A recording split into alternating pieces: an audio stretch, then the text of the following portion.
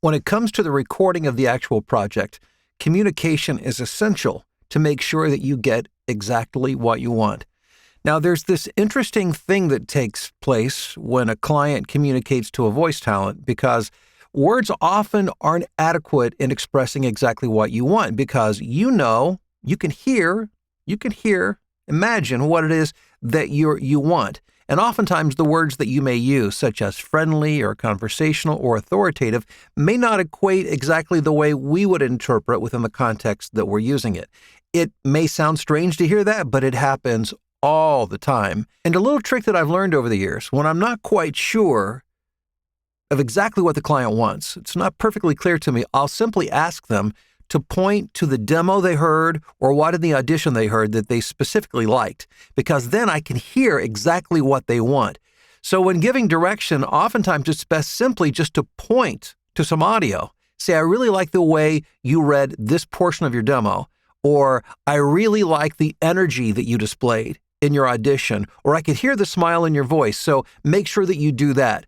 By pointing to the audio, it becomes indisputable and it becomes crystal clear exactly what you want the talent to provide for you. Another strategy you can use is to ask the talent to provide a sample before they actually begin recording.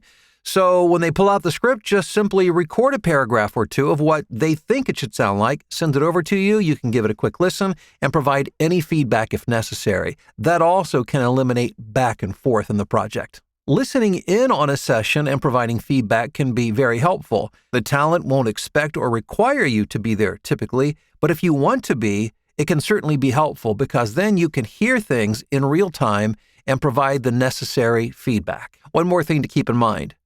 More feedback is not always necessarily good. Sometimes less is more, because what happens in the mind of a performer is that they will take the direction you give them and they will work hard to achieve that.